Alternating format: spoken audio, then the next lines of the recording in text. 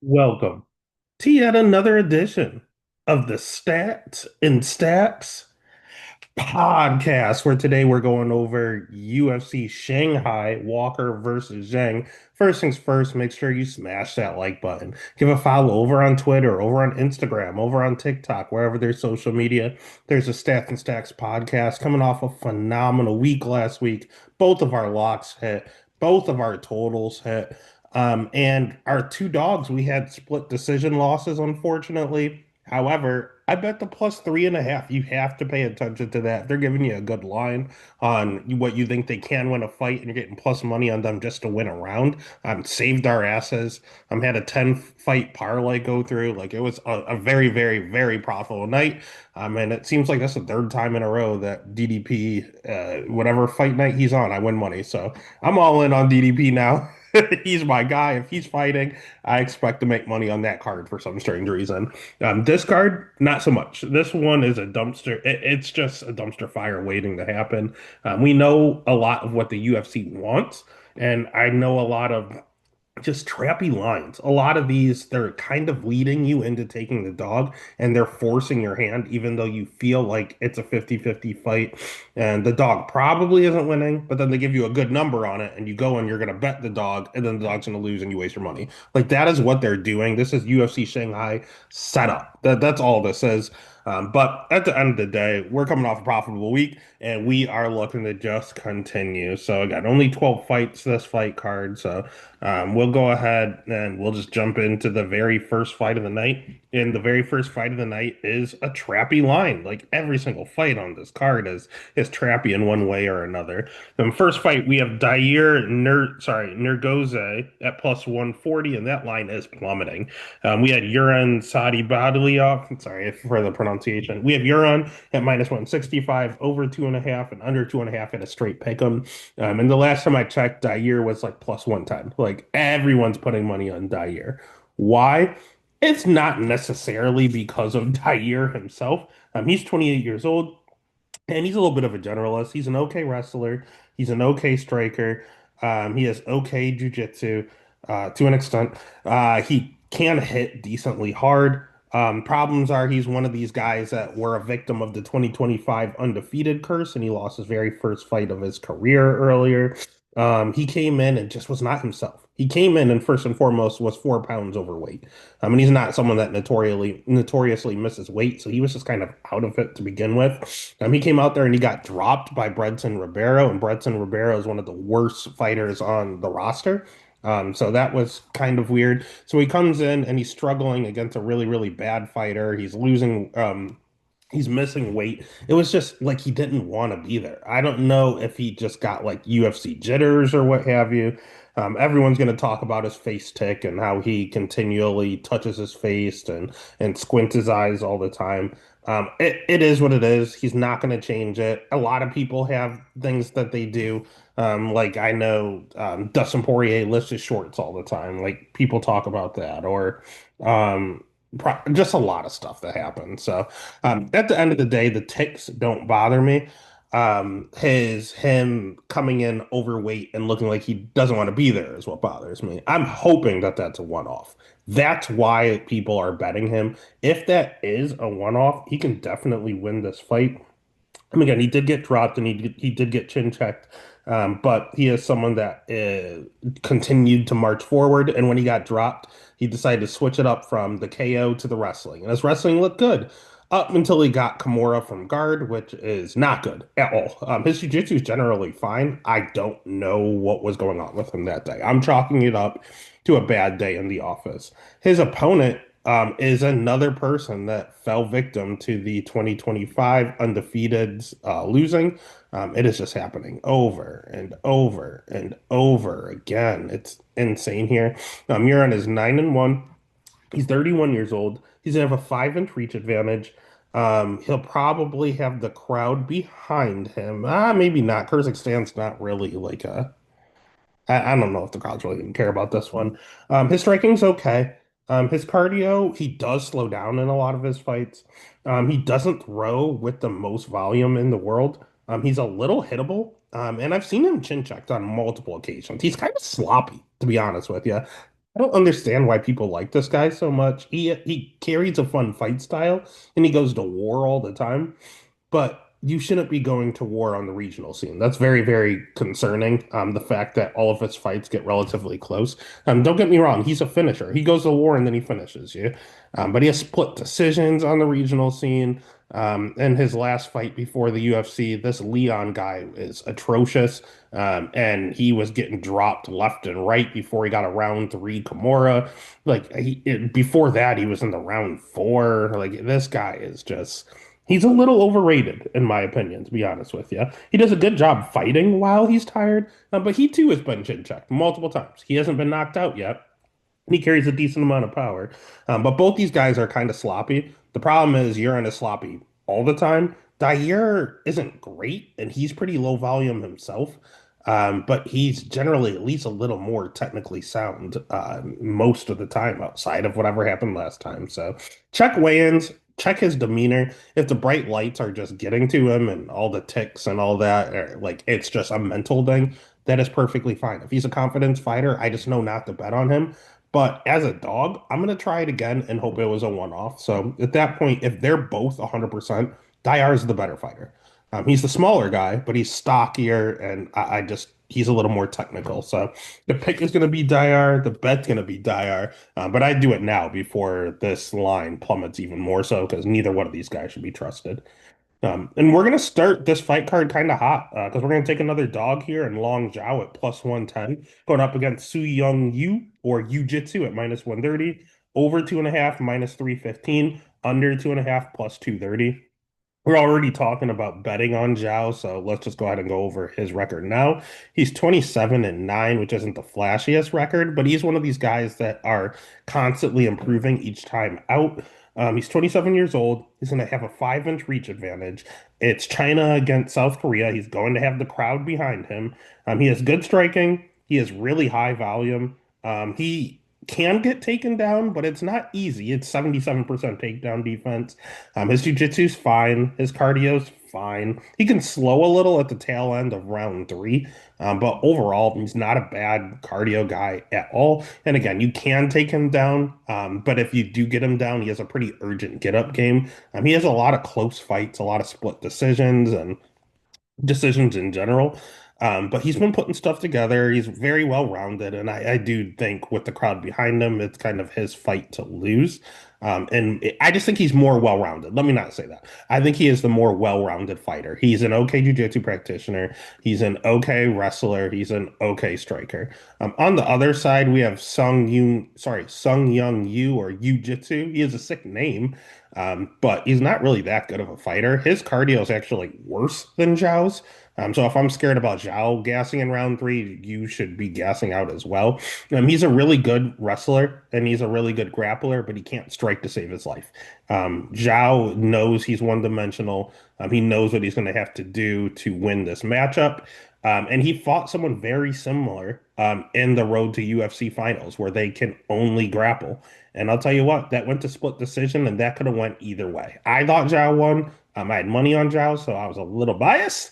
But Jiu-Jitsu is the exact same thing. So if you're giving me plus money again on someone that they just fought someone like this and have been looking better, and only lost by a very questionable split decision, I'm gonna take Zhao again.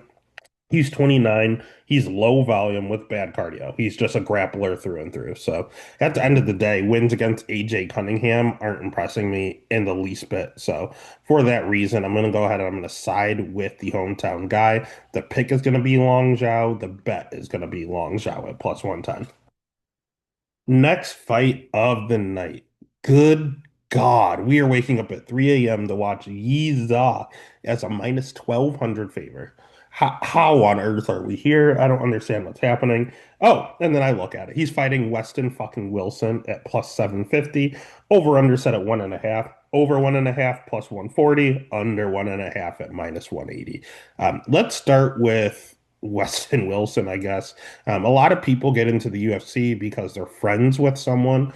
Rafael Sequeira is friends with Charlton Almeida, and Nick Maximoff was friends with the Diaz bros. Weston Wilson, he's friends with Stephen Wonderboy Thompson, and that's the only reason he's here. He is 36 years old. He has a 2 inch reach advantage, which is nice. And although he trains with a karate guy, his striking is just okay. It's not that good. He doesn't hit hard at all. He's more of a jiu-jitsu guy. Most of his wins coming by submission. Last win, triangle armbar. Win before that, rear naked choke. Win before that, guillotine choke. Guillotine choke. Like he's choking out everyone. Side choke. Yeah, he's literally a grappler. He trains at a striking camp, and he is a grappler. It's interesting. His volume's very low. He's very hittable. And he's kind of chinny, in all honesty. He doesn't have the greatest chin in the world. Granted, the last two guys to knock him out were Joe Anderson, Brito, and Gene Silva. So I'll give him a little bit of a pass on his UFC career. Regional scene, not so much because he's still getting knocked out there. So it's not just that they're great, it's that he doesn't have a chin. At the end of the day, he's very tall, he's very lanky, kind of like Chase Hooper-esque, has a bad chin, apparently like Chase Hooper. And at the end of the day, he wants to get you down to the ground and grapple with you. That's what he wants to do. But he is he's not the best striker in the world. But what I'll tell you is he's a better striker than Yiza. Yiza cannot strike to save his life. I don't think he knows how to throw a punch. So that kind of eliminates the whole Weston is a bad chin narrative. Yiza is himself a grappler. He's going to have the crowd behind him. He has very low volume. He's very hittable on the feet. He himself is kind of chinny. I've seen him rot on multiple occasions, and he's been knocked out in the past. Um, he is a good wrestler. Yeah, he has good jujitsu. He's not the world's greatest wrestler. He's an okay wrestler with really good jujitsu. If this fight stays on the feet, I do think Weston Wilson's the better striker. That's insane. When it comes to jujitsu, I would say Yiza has a slight edge, but you could almost call it a wash. In regards to the wrestling, that's where this fight is going to be won. Can Yiza take down Weston Wilson repeatedly? Probably. And he should probably be a favorite. Minus 1200 is asinine. That's just irresponsible if you're going out there and you're betting West Yiza at minus 1200. Fuck that. What we are forced into, I said at the top, we are forced into some of these dog shots. And we are forced into a Weston. I bet Weston Wilson in 2025. This feels disgusting. Granted, I did it against Jekka Zeragi and it worked just fine. Went out there and got the submission win. Um, Jekka was a road to UFC guy that they tried to get a win for, and Weston spoiled the party. Yiza is a road to UFC guy. This is a road to UFC fight in UFC. And Weston can ruin the party again. So the pick is going to be Za, because I think he's a better wrestler. But at the end of the day, I will have money, or already have money, unfortunately, on Weston Wilson. Next fight of the night, we have my guy, Michel Pereira, minus 265, going up against a returning Kyle Dawkins at plus 215. Over under set at 1.5. Over 1.5 minus 190. Sorry, over 1.5 minus 190. Under 1.5 at plus 145. Let's just go ahead and address the elephant in the room. Michel Pereira laid an absolute egg his very, very last fight against Abus Magomedov. His corner was really excited, saying he was doing the plan, whatever I guess the plan was to conserve energy, considering he gassed out at the fight before against Fluffy Fernandez. But that's Fluffy Hernandez. Like everyone gasses out against Fluffy. I thought that was a terrible game plan. And he made it all the way to round 5. Like he was there. This is only a 3 round fight, so it was the last fight. So I don't know what the game plan was. It sounds like it was to conserve and then go crazy because it looks like he tried in round 3, but it was just a little too late. He's a good striker. He has decent power. He's not easy to get down to the ground. He has 76% takedown defense. And even so, he's okay on the ground. He's not the greatest jiu-jitsu practitioner, but he knows what's going on. He throws pretty decent volume. His biggest issue is his cardio. And we see that all the time. We see it with people like Francis Ngannou went out there, and he just gassed out against Stipe, and then he went out there and looked really, really rough against Derek Lewis. That's just the first example I can think of. But a lot of people just kind of lose their confidence and act really weird their next fight. There was one recent that I can't think about. Um, I don't know why I can't figure it out. But you just see it repeatedly. Another example I can think of is like when Cheeto Vera lost to Sean O'Malley, got the shit kicked out of him, and then all of a sudden he's going out there and getting dropped by Davidson Figueroa. Like when does Cheeto Vera get dropped by people? It's like it's something weird happens when you are on a big win streak and then it gets snapped. Like I don't know. Some people don't react well, and apparently Michel Pereira did suffer that. So he needs a pick me up. He needs someone that he can go out there and style on to get his confidence back up. Otherwise, he's lost two in a row. I don't want to make it three and worry about him getting cut. So he's got to fight someone that's going to be able to build that confidence. And I think he got him, Kyle Dawkins. Kyle Dawkins is 32 years old, and he is a BJJ guy. They call him the Darce Knight. It's a pretty sick nickname, in all honesty. He is good jujitsu. He's bigger than Michel Pereira. Pereira used to fight at 170. Dawkins is like 6'4" or 6'3", something like that. He has good jujitsu. He's gonna have a 3-inch reach advantage. His wrestling's not good. It's not bad. It's okay. His volume's a little on the lower side. But he's taking this fight on short notice, but he's not. He was training for a fight. He's actually training for a championship fight at CFFC. So he's in shape. Don't let it fool you. He's fighting 1 week early, but he was training for a 5-round fight. So he's in shape. He's ready to go. Dawkins is probably a little bit of a bad matchup in that regard against Pereira. The one reason I will say Pereira should be the favorite and I think bounces back is because Dawkins is chinny.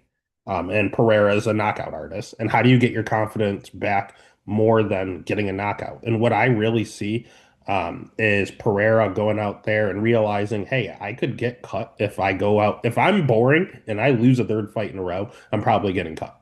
So what he needs to do out is be himself. Go out there, throw the flying knees, throw the spinning kicks, do backflips. And if you gas out and you lose, at least be entertaining. If you go out there and you pull in a boost, you're what you did against a boost, you will get caught if you lose. And here's the crazy thing. Dawkins, when you look at it, Eric Anders knocked him out, hit him with a big knee, then it was a ground and pound finish. Roman Dolidze hit him with a big knee, ground and pound finish. What does Pereira do? There was like flying knees and flying kicks. Like this is the perfect guy that can't take a punch, that can't take a knee. This is tailor made for Michel Pereira. He needs to get the job done to save his job. So the pick is going to be Michel Pereira. The bet's going to be Michel Pereira. And we just got to pray that the normal Michel Pereira shows up. Next fight of the night is another guy I like a ton, but the matchup scares me a touch. We have Rong Zhu at minus 250 going up against Austin Hubbard at plus 205. Over under set at 2.5. Over 2.5 minus 250. Under 2.5 at plus 190. Let's start with Rong Zhu. Rong Zhu is someone I won $1 million on. Not literally, but I won a ton of money in his last fights against Cody Steele. Everyone was on Cody Steele, and I still think Cody Steele is a good fighter. But I think Rong Zhu has leveled up. He came into the UFC at 21 years old, and he was losing the guys that he should not have lost to. But that's when guys get to the UFC too early. It happens all the fucking time. Rong Zhu, this is his second stint in the UFC. This is his third fight into his second stint in the UFC, and he's still only 25 years old. He's just, you enter your prime at like 27. He's not even in his prime yet. He's going to have the crowd behind him. He is from China. He has good striking. He has high volume.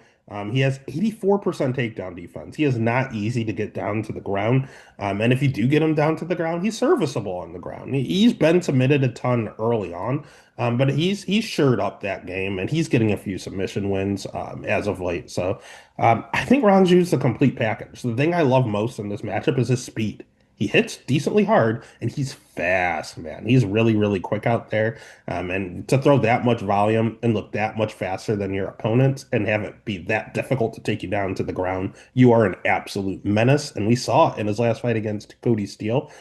This is just line flipping to a T. Before he was a big dog. Now all of a sudden he's a minus 250 favorite. Not a fan of the recency bias. But I think it might be justified in this matchup to an extent.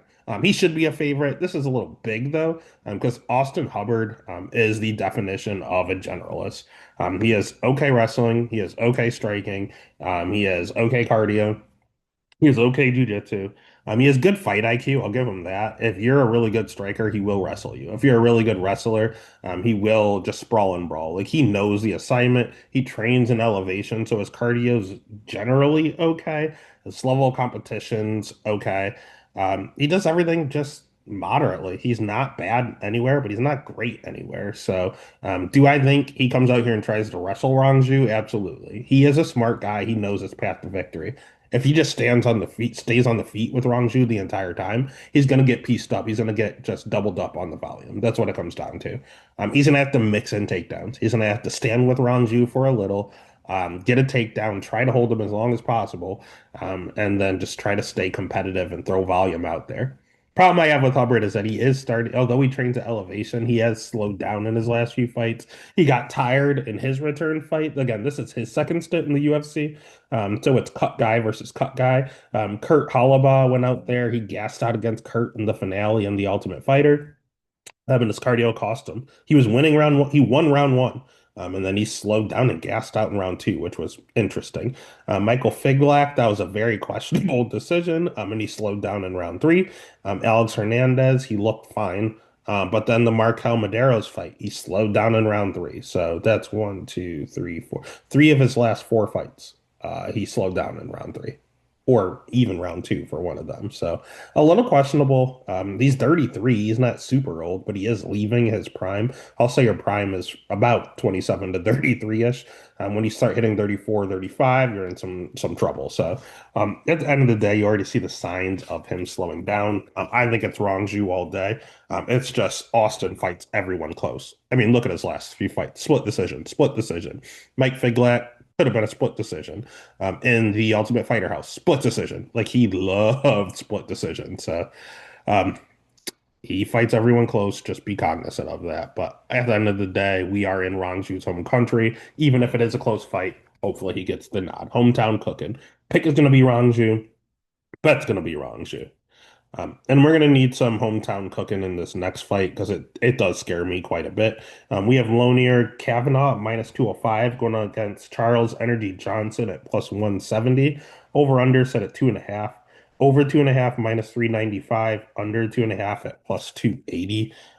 Let's start with Charles Johnson.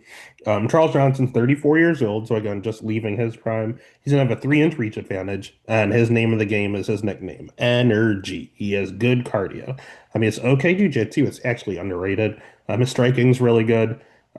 Just not a ton of power on him. I know he was a knockout win over Josh Fan, which aged beautifully. But Josh Fan gets dropped all the fucking time, to be honest with you. It is what it is. Josh Fan's a great fighter, obviously, but you can't drop him. Kevin Borjas dropped him, who we'll talk about later on. He got dropped by Charles Johnson, obviously. He got dropped by Felipe Boone. Like he gets dropped all the time. But we're not here to talk about Josh. We're here to talk about Johnson. Again, good striking, underrated jiu-jitsu. His wrestling is not bad. You talk about him growing up with Jordan Burrow and trains with him at times. He doesn't use offensive wrestling often. He used it in the Sumadiri fight, where we'll talk about later on. But otherwise, it's more of defensively. And if you do get him taken down to the ground, he has a pretty urgent get-up game. People have to take him down time and time again. He's fought a good level of competition, fighting Josh Fan, fighting Brandon Royval, fighting Muhammad Makayev. Like everything is good about Charles Johnson.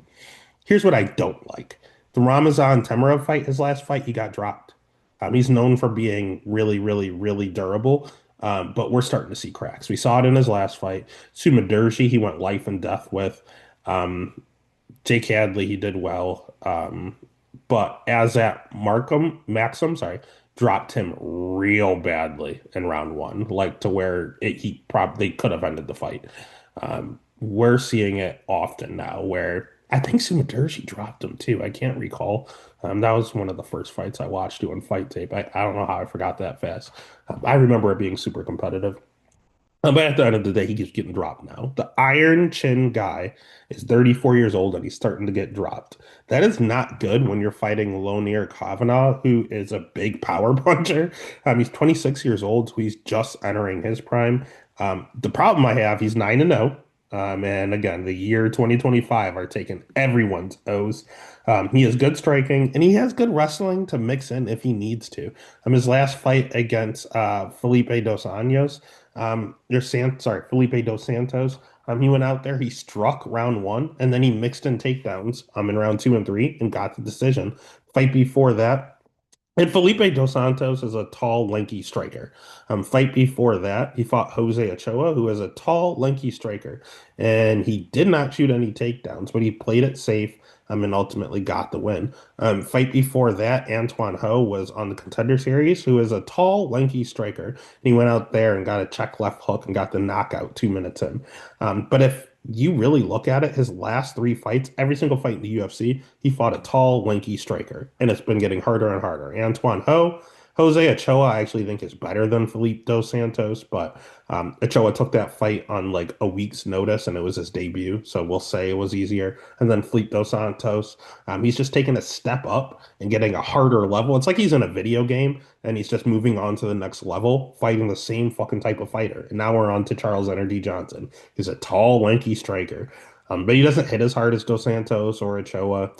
He has more veteran savvy, and he has a real good get up game. That's the difference. Dos Santos, he could take down and kind of recover down there because I've seen Kavanaugh slow down in fights before, but he will have the crowd behind him. He has a mother who I think is of Chinese descent. They always highlight him on the Chinese cards and on the English cards because he's mixed. He's like half English, half Chinese.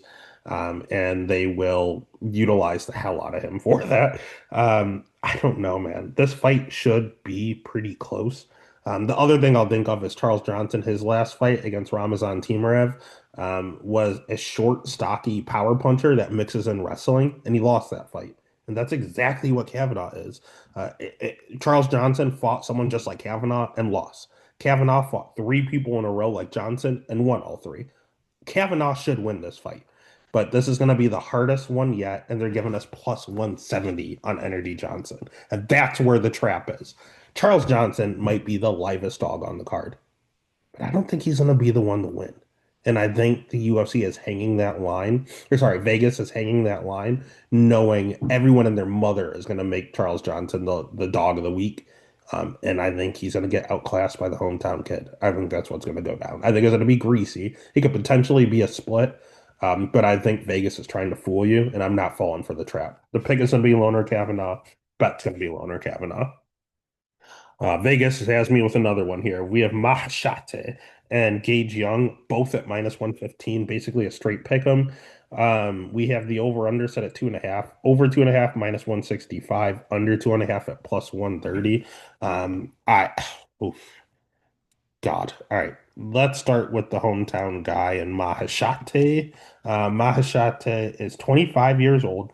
He has an inch and a half reach advantage. He has good striking. He has decent power. He will definitely have the crowd behind him. His cardio's okay, and his volume's okay. Where it stops, his jujitsu's ass. He has 45% takedown defense. Although he's a good striker, he is hittable. And he's a little chinny. We saw him get knocked out by Slava Claus. We saw him get dropped twice against Nicholas Moda. We saw him get dropped against Gabriel Benitez. Yeah, a split decision win being your only, or split decision win being your last win against 40-year-old Gabriel Benitez is not a good look at all. At the end of the day, he is a tall, lanky striker with decent power, and that's it. He does not like when people get in close on him. He does not. He needs distance. He cannot strike unless he has distance. We see similar people like, God, I'm not comparing him to John Jones, but you'll see John Jones stick his hand out, always talk about eye poking everyone because he needs distance. Jones is a great striker, but not in close. If you crowd his space, he struggles. He doesn't like that. He can't handle it. He needs distance. Is Gage Young going to give Mahashate the distance he needs to properly strike? And I think the answer is no. Gage Young's 25 years old. He himself is pretty decent striking. He will sprinkle in takedowns here and there, which is just going to help considering, again, Mahashat has 45% takedown defense. Gage is a little hittable himself, so Mahashate may sleep him. I don't like that. But he seems to be durable enough. He took hard shots against Evan Elder, who hits decently hard. The kid on Contender Series, Quinlan, is a good wrestler. Took him down 9 times, but he kept getting back up, showing that he has good cardio, and he doesn't stop pressuring forward. That's the biggest thing. He is a pressure fighter, and Mahashate needs distance. Young throws more volume than Mahashat. In regards to jiu-jitsu, it's a wash. In regards to the striking, Mahashat's probably the better striker, but Gage is scrappier and gets in your face, which is what Mahashat can't stand. And in regards to wrestling, Gage has an advantage there. In regards to cardio, Gage has an advantage there. Gage has all the advantages here, except for this fight is in China. So this is a pick 'em for a reason. I go back and forth. I either then you start looking at the over under and you're like, can I just take the under? At plus money, I don't know what to do with this fight. I don't want to touch it. This is a complete stay away. Gun to my head, I'm going to pick Gage Young. He has more ways to win. And for that reason, I guess that would be the bet. I don't want to touch this over under. The pick is Gage Young for sure. Who am I betting? Yeah, if it's anything less than like plus 110, I'll have to bet Gage Young as well. I don't feel good about it though. Please, for the love of God, stay away. Next fight of the night is the first fight in our main card, and please bear with me with the pronunciations. We have Tayalaki Niraji at minus 425 going up against Kiefer Crosby at plus 330. Over 1.5 is plus 145, under 1.5 at minus 190. Let's start with Niraji. Um, Niraji is you know what? No. Yeah, let's start with Naraji. He's 24 years old. He's taking this fight on short notice, very short notice, like a week and a half notice. He has a 6-inch reach advantage. He has okay striking. He has okay jujitsu. He will definitely have the crowd behind him. In regards to his wrestling, it's not very good. Offensively, he wants to stand and bang. Defensively, he had pretty solid takedown defense, but that has nothing to do with this fight. He has a 100% finish rate. He finishes everybody he goes up against. And out of all these finishes, I think 10 of his 11 are by KO. He has a pressure forward brawler. He comes out here and brawls. He has a sick nickname in Super Saiyan. I like that. But otherwise, he just comes out there and he wants to swing and bang. He's swinging dicks and seeing which one is going to fall first. Um, I I don't know if that is long for the UFC. But he's 24, so he feels invincible. He feels like he can't get hurt. And he's just going to go out there and swing and bang, as Derek Lewis would say. His one career loss, though, mind you, was by KO. It was in round three. So his cardio might be okay. But his one loss was by KO. Could it happen again? I'm going to say yeah. Kiefer Crosby sucks. He's 35 years old. He has virtually no jiu-jitsu. He has 0% takedown defense. And it's not like no one has ever shot on him. Multiple people have shot on him. Kevin Doucette shot a takedown on him. And Kevin Doucette, I know he's a judo black belt, but he's not a world-class wrestler. Sam Patterson got a takedown on him. Sam Patterson is an English boxer. He is a terrible wrestler. So yeah, having 0% takedown defense, not good against those two. He has a 10-5 career record. It's nothing to write home about. But why he doesn't have good cardio? He slows down in all of his fights. Why on earth would I even consider Keith Crosby? Because Kiefer Crosby has one thing, and that is power. And he has decently fast hands. I'm not gonna lie. Dude is good striking. Not even I wouldn't even say striking. Dude is a good boxer. He hits really hard and he has really technical boxing. He cannot wrestle, he cannot grapple, and in this match, it does not matter. This Naraji comes out here and brawls, and he is a defensive liability.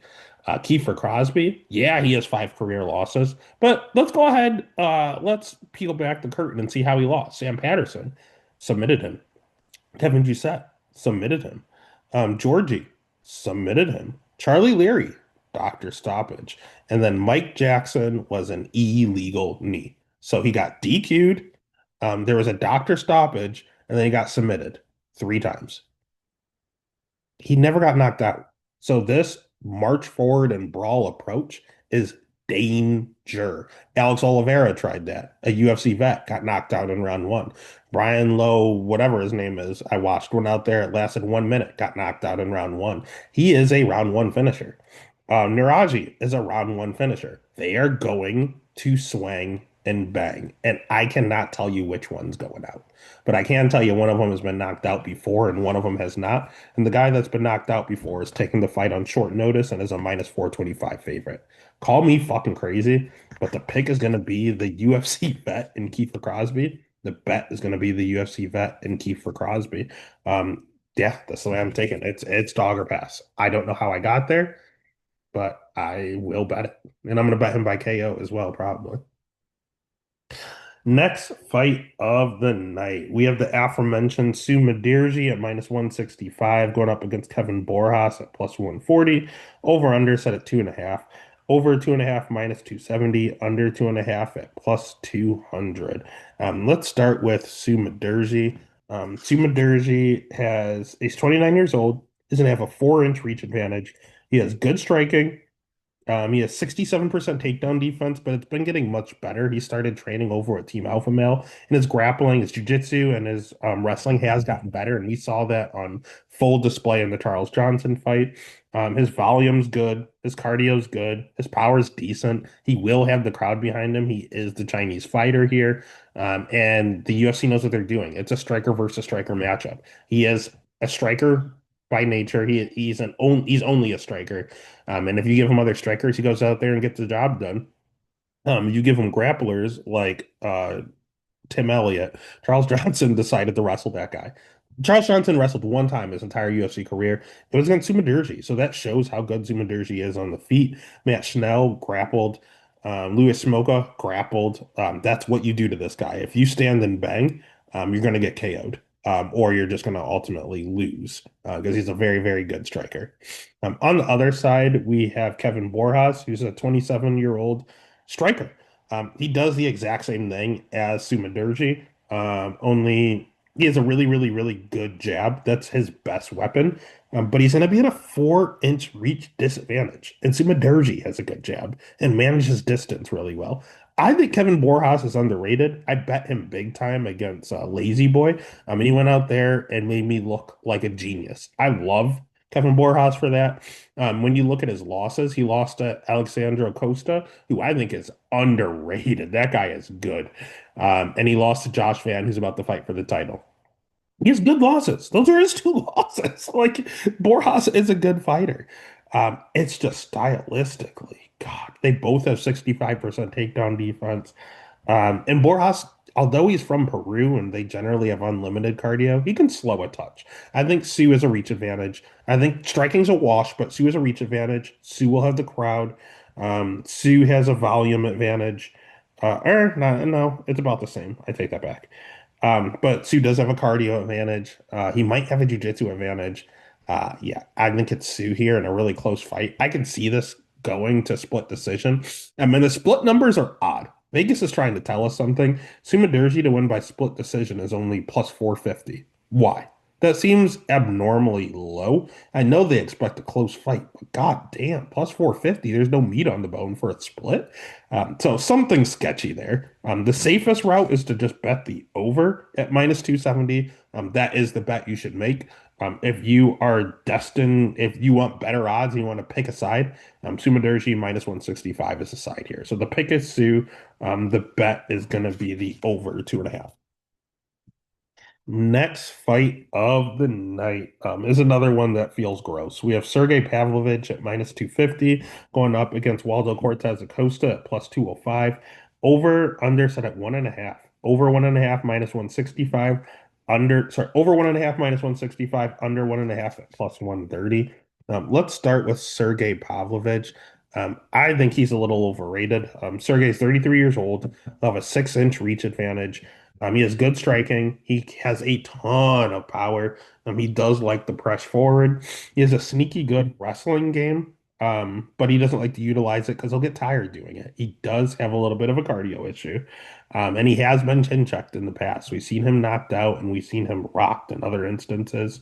All in all, he's fought a good level of competition. He's a good striker with a little wrestling in his back pocket.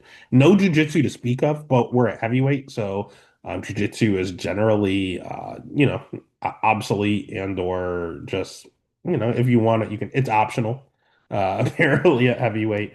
But Sergey, yeah, he's a good striker, ton of power, with a little wrestling in his back pocket. Can just slow down and get chin checked a little. On the other side, we have Waldo Cortez Acosta, who I think everyone universally hates. He has 14 and 1, and he's just boring as shit. He's 33 years old. He has a good jab, and he has good cardio. That is it. He can't really wrestle. I know he looked like Jordan Burroughs against Romelis to Spain, but I think I could take Romelis to Spain down at this point. His jiu-jitsu's trash. His volume's high. I will give him, he does throw a ton. And when he does get taken down, he has a real urgent get-up game. So I don't think Sergey should go to his wrestling here because Salsa Boy is going to just stand right up and it's going to make Sergey tired. He does back up a ton, a ton. You can pressure this guy, and Sergey does like to march forward. So that's not going to be good. But what concerns me here is the cardio and the volume. This could be another Salsa Boy. I just can't stop seeing a Salsa Boy jab fest. He's going to do everything he can to play it safe. He's going to be scared. He looked petrified against Robelis to Spain, but he got the job done. I think he's going to be scared against Sergey Pavlovich, and he's going to fight extremely safe because of that. And I think we're going to see him jab him to death. He's just going to dance. He's going to go backwards, jab, jab, jab, move backwards, jab, jab, jab. And I think we're going to see that for 15 straight minutes. I think the crowd's going to be booing. I think it's going to be a real boring fight. And I think we're going to ultimately see a Waldos Cortez Acosta decision. Do you want to bet that? You could. Or you could just take the money line at plus 205. He will randomly swing a heavy. He does not have a ton of power. But again, Sergey has been chin checked in the past. So if you want to play it safe, you can just bet him at plus 205. I think that's enough. So the pick is going to be Sergey. He has more ways to win, but I will have zero parlays with him. I will probably talk myself into a Waldo Cortez Acosta bet. I'm not a big MVP fan, but I was convinced he won. Whether I like you or not has nothing to do with whether I think you win the fight. Waldo Cortez Acosta, I don't like you. But I'll like you a little more if you win me some money this weekend. So the pick is Sergey, and the bet is going to be Waldo. Good Lord, that doesn't sound good. All right, and then that takes us to the co-main event of the evening. That is, for some strange reason, a 5-round fight. We have Aljamain Sterling as a big favorite at minus 280, going up against Brian Ortega at plus 225. Over under is, sorry, over under changed on me. Over under set at 4.5. Over 4.5 minus 200. Under 4.5 at plus 155. I don't know why this is 5 rounds. I would like Aljo a lot more if it was 3 rounds, but I think I'm still gonna ride with Aljo here. Aljo's 36 years old. And he does have a 2-inch reach advantage. He has great jiu-jitsu. He has good wrestling. He has sneaky good striking, just not a lot of power on it, but a good little jab on him. He has good cardio. He has a great level of competition. He's a former champion. He's good everywhere. He just has one issue. His chin. His chin is not good at all. He's been knocked out multiple times. Marlon Moraes knocked him out. Sugar Show knocked him out. We saw him rocked badly against Peter Yan, even before the knee. Yeah, does not have a good chin. Everything else is great. He just can't take a punch. So what does he do? He wrestles and he backpacks over and over and over. And it is effective. I mean, the guy literally only has 5 career. He's 24 and 5. It is a very effective strategy. And when you're training with Marab every day, your grappling is just going to get that much better. Aljo's the fucking man. If he can out wrestle you, he can beat you. He struggled with Cejudo, but he out wrestled him barely. MMA wrestling's different. Mazhar Evloev, he took him down 6 times, but he struggled a little bit with the wrestling with Mazhar, and they were able to get the job done. Can he out wrestle Brian Ortega? Absolutely. Brian Ortega has 55% takedown defense. Brian will be bigger, And Brian is great jujitsu. Brian's striking's okay. Striking might be a wash. Aljo more volume. Ortega hits a lot harder. Um, He's a little hittable on the feet, though. I'm not a fan of that. He has a good level of competition, but I don't like where his mind's at. He's going through like divorces and breaking up with people, and he was going to go up to 155, and then they told him no. Basically, he keeps talking about going up to lightweight, and then he's taken two fights at featherweight after saying he's definitely going up to 155. He's getting dropped recently. Yair Rodriguez dropped him badly. Diego Lopez dropped him badly. This once just untouchable chin, Alexander Volkanovski dropped him. This guy that you could once never drop, like ironclad durability, is going down at 34 years old. He's a very slow starter. He loses round one in basically every single fight, which is why I love Dalja to go out there, get round one, and then just have one more round of backpacking, easy money. 5 rounds scares me a little. Ortega does pack a punch. He could catch Aljo at any point. Aljo used to fight at 135. Ortega keeps talking about going up to 55. So there's gonna be a size difference. However, Ortega just looks like it's the Cater effect, and it's always going to be the Cater effect. He's diminishing in front of us, and we refuse to accept it. Say Izzy is diminishing in front of us, we refuse to accept it. Vegas doesn't do it. We saw Cater, Izzy. We see Robert Whitaker is diminishing in front of us. We refuse to accept it. Just certain guys. Honestly, right now, Alexander Volkanovski is diminishing in front of us. His fights are getting greasier and greasier. We refuse to accept it. Ortega might be one of those guys. He's fading. He's only 34, but we said 34 is when it starts. After 35, it's scary. And I know Aljo's 36, but it doesn't matter when he's not getting hit. He's just going to wrestle his ass off. And I don't think it's going to be, if you can take down an Olympic wrestler and send Henry Cejudo, he can take down Brian T. City Ortega. So I'm not too concerned about Ortega. I know he's a BJJ whiz. I think Aljo's just as good on the ground. I'm not concerned about the ground game. I'm concerned about his chin. Ortega can catch him at any point. He's got 25 minutes to do it, but I think Ortega's fading. So I'm gonna just kind of pounce on him while he's down. The pick is gonna be Aljamain Sterling. The bet's gonna be Aljamain Sterling. And that takes us to the main event. If you haven't already, smash the like button. Give a follow over on Twitter, Instagram, TikTok, wherever there's social media. There's a Stats and Stacks podcast. We have Johnny Walker at plus 270 going up against Ming Yang Zhang at minus 340. Over 1.5 at plus 260, under 1.5 at minus 360. Let's start with who the UFC wants to win and Ming Yang Zhang. We talked about Sam Alvey knowing where the dead bodies are and kept getting opportunities. He just knows stuff about Dana that others don't, based on what he was getting and how many opportunities he had in the UFC. Same with BJ Penn, Tony Ferguson. Yeah, Zhang knows something because he is by far the easiest schedule I've ever seen in UFC history. The dude fought Tuco Tokos on road to UFC. The dude in his first UFC fight fought Bretson Ribeiro, who is one of the worst fight. The guy who's opening the card was fighting Bretson Ribeiro. That's how bad Bretson is. If you're opening, they don't think a lot of you usually. Ozzy Diaz is awful. Anthony Smith is 60. So he fought effectively the three worst light heavyweights on the roster and then a retiring fighter. And you know what all three have in common? Ozzy Diaz, no chin. Anthony Smith, no chin. Bretson Ribeiro, no chin. Tuco Tokos, no chin. And what happened with all those fights? Round one knockout, round one knockout, round one knockout, round one knockout. If you are slow and old or bad and have no chin, he's going to go out there and he's going to one punch you. If you have a pulse, he lost a decision. He himself has gotten knocked out multiple times. In fact, they cut a guy, an Askar Mazarov, for lying. They said, you know what? You said you won a ton of fights that aren't true. These are fixed fights. You're not good. And we don't think it's safe for you to be here. And we're mad that you lied to us about your amount of wins. One of the wins he truly had was against Ming Yang Zhang. I saw it. I watched it. He went out there and got knocked out by the guy that makes up his record. So that's a terrible look. Zhang has good striking and a ton of power. but he can't take a punch. I don't think he has any grappling. We never see it. I don't think he has any wrestling. We never see it.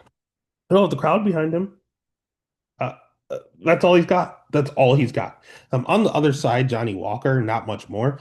Johnny Walker's 33 years old. He's going to have a 7-inch reach advantage. He's been in the UFC forever.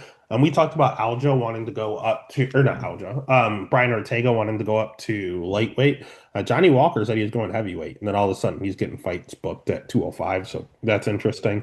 He has good striking. He has power himself, but he has the worst chin in UFC history. Like it might be that bad. There's fights on the regional scene where I'm not being facetious. He's been knocked out 4 times in one fight. Like the dude's chin, he doesn't just get knocked out. Like his body, he loses control of his body and it starts flailing around like one of those like car those inflatable things in front of a car dealership that are just moving their arms around. That's what his body starts to do when you hit him on the chin. One of the worst chins I've ever seen in UFC history.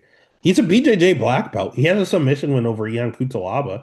He's fought good guys like the former champ in Jamal Hill, Thiago Santos, the current champ in Magomed Ankalaev. Volkan Oezdemir fought for the title. Corey Anderson is good. Nikita Krylov at that point was good.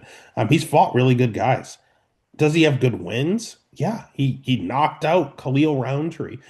He submitted Ian Cutelaba, like I mentioned. He went out there and beat Anthony Smith, but that's what it is. He was starting to fade there too. Paul Craig, it is what it is. Ryan Spann, his wins are okay. And more of the story is he can submit you, he can KO you. He doesn't wrestle much. He's only shot 2 takedowns. That's a route to victory here. If he wants to take down Zhang and try to save his chin, he could try doing that. If he wants to just swing and bang with Zhang, he can, because either one of their chins can go out. He slows down in fights, but I'm not convinced Zhang has good cardio himself. I just think that I think that Walker is the overall better fighter. They're in China. They want Zhang to win. If Walker wants to be boring and shoot takedowns, he can win this fight. Can he do that for 5 rounds? No. Can Zhang do it for 5 rounds? No. So I think we're just going to go out there and we're probably going to see him swing and bang. I don't think Johnny Walker will be able to resist being in front of a crowd in a main event and go out there and put a singlet on. The dude's in a main event.